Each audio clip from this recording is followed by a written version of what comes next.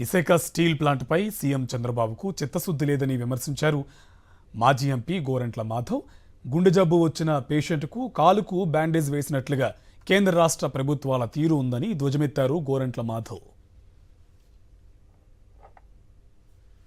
Visakha hook అనే పేషెంట్కు గుండెపోటు వస్తే కాలుకు కట్టుకడతా ఉంటుంది కేంద్రం.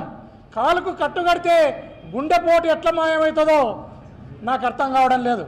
ఈరోజు విశాఖ హుక్కు అనే దాన్ని సెయిల్లో విలీనం చేయాలి.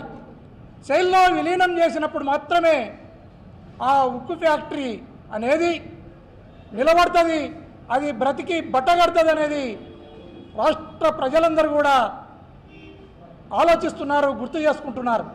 సెయిల్లో విలీనం చేయాలి, దానికి క్యాప్టివ్ మైన్స్ను ఏర్పాటు చేయాలి. అప్పుడే ఈ ఉక్కు ఫ్యాక్టరీ బ్రతికి బట్టగడుతుందని ఈ సందర్భంగా తెలియజేస్తున్నాను. గుండెపోటును సరిచేయాలి తప్ప మీరు కాలుకు కట్టుకట్టడానికి పోవద్దు అని ఈ సందర్భంగా మీకు హితవు పలుకుతున్నాను.